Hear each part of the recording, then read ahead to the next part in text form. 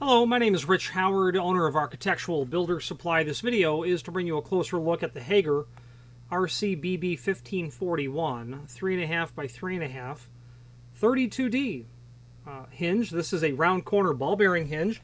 It's their 1541.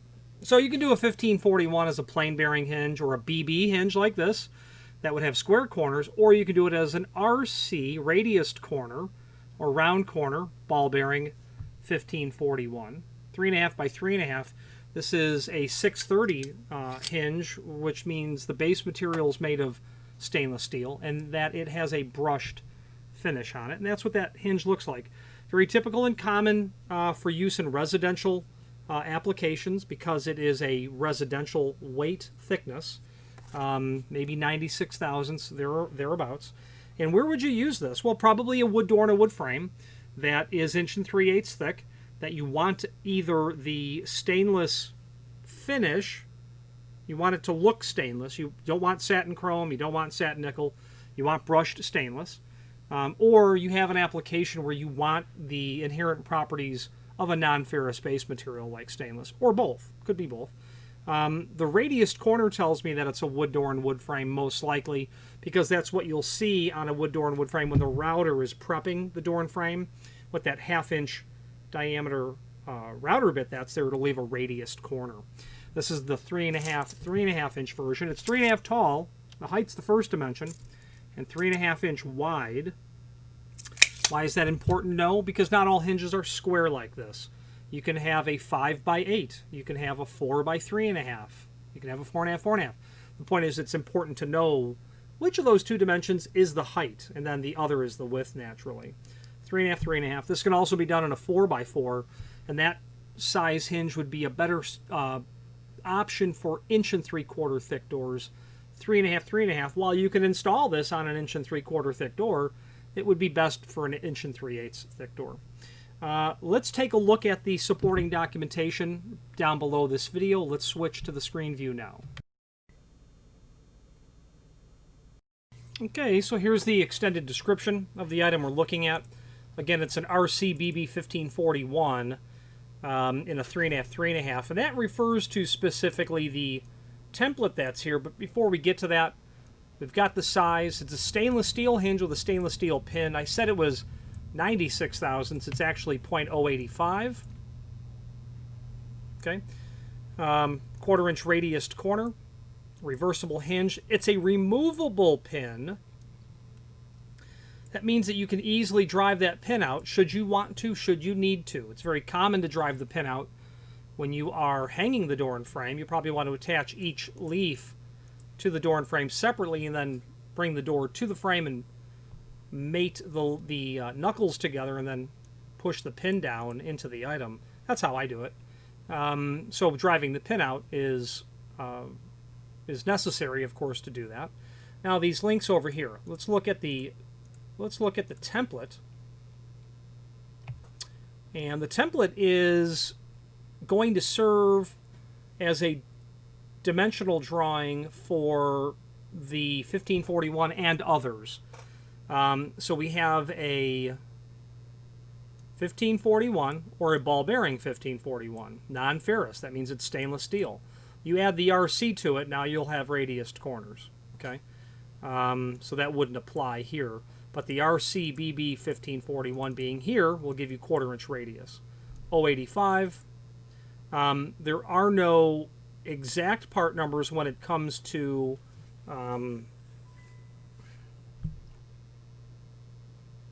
converting this hinge to several and many others.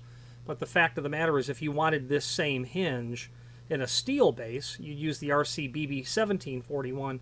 I don't know why they just don't put that down here and get rid of these empty lines, but that would be your steel base part number.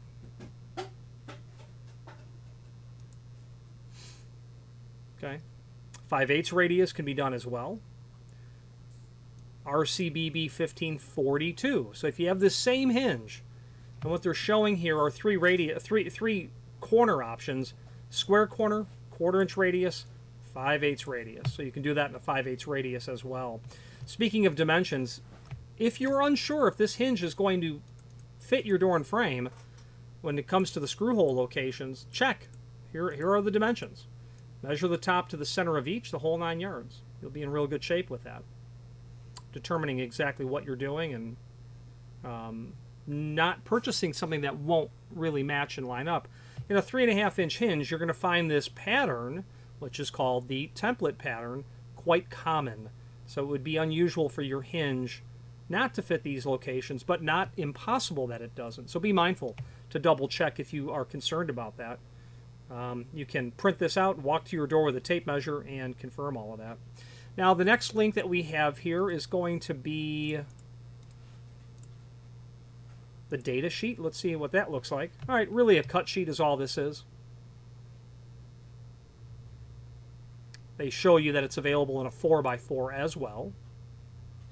Then we're going to have the product catalog, and that will be a little bit of a tour through the world of residential hinges from Hager. And you'll see that there are different screw hole patterns. That generally comes in when you're dealing with a 4x4. These odd, staggered pattern holes. When you've got 3.5, 3.5, you'll generally have that half moon or, again, template pattern. So lots of options to review here when you're looking at the material. Now, below this video, here is a link to the manufacturer's page. From there, when you click on that, you'll be able to review not only all of the Hager products we sell by means or by way of this horizontal navigation, but also a link to the manufacturer's website, as well as a link to the full product catalog. Other encyclopedic documents are on this page as well, such as the 2010 ADA Standards for Accessible Design. Does that apply to a hinge? You bet it does. And other things Hager manufactures, such as thresholds. The ADA compliance will talk about the required minimum clear opening for a door, which is 32-inch. So when your door's open for new construction, let's say, you have to achieve, when it's open at 90 degree, you have to achieve a 32-inch clear inside opening. And if you can't, then you may need a swing clear hinge, or you might need some other type of hinge or size of door, in fact. And it really boils down to a swing clear hinge, usually. There may be other, applications where you can use a hinge to mitigate that, but when the door is open at 90 degree, you have to have 32-inch. So, and that's all covered in this ADA standard for accessible design. And then also the language regarding the mathematics of how tall and what sort of rise over run you can have when it comes to thresholds. There's also the Hager keying service manual that's here. That's pretty handy if you're interested in the in-house keying system that Hager has. They have their own particular arrangement of math and science behind cylinders and depth and spacing data, keyways. They have a small multiplex family, etc. Let's wrap up this video on camera.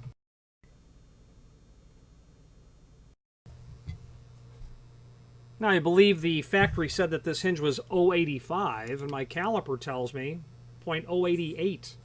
0.088 thick, so that's certainly within tolerance.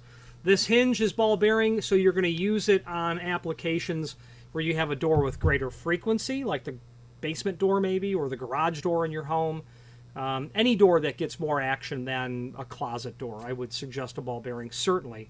In fact, I would suggest ball bearing exclusively, regardless of the frequency of use. And what I mean by that is, if you have that common door, garage to the house, that door gets opened every single day, guaranteed multiple times. You have the linen closet upstairs, that might only be open twice a day, once a week, twice a week, that sort of thing. So a door that's going to get cycled 50 times a day or 30 times a day, that wear pattern will be inherently different than that low volume.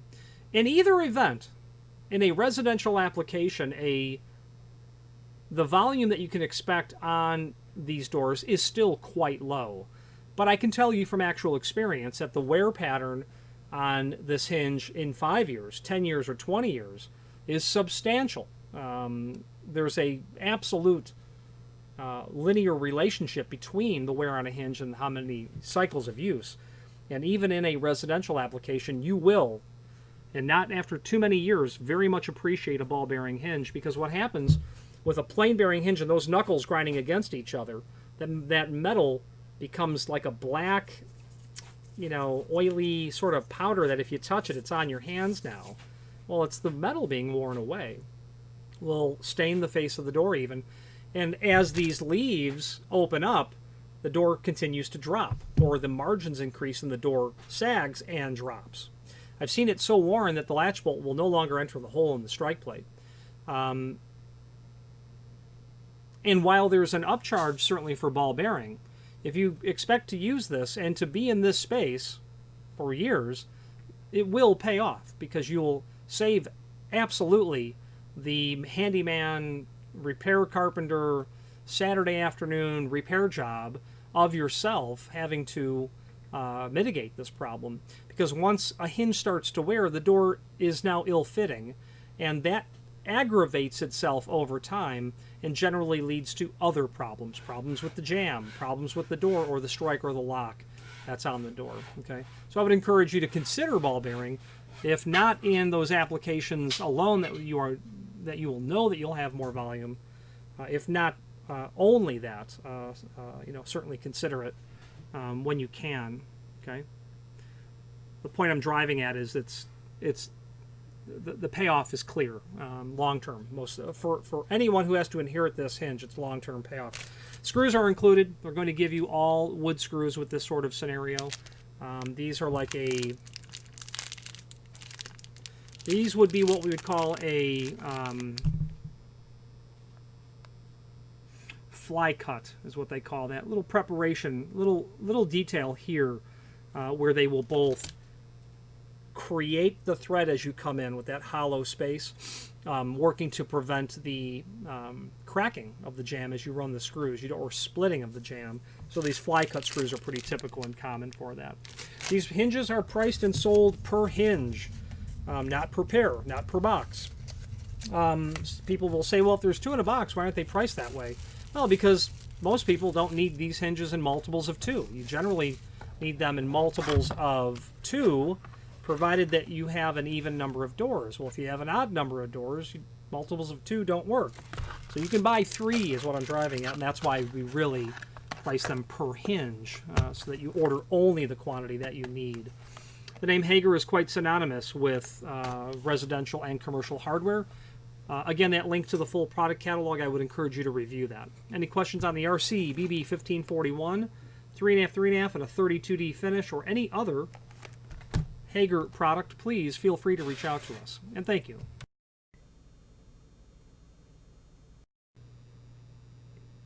If you've enjoyed this video, please click thumbs up. Please click subscribe as well, and even share the video with someone that you know. And if you have any questions for a future video, please send them our way and we will make every attempt to oblige. And thank you very much.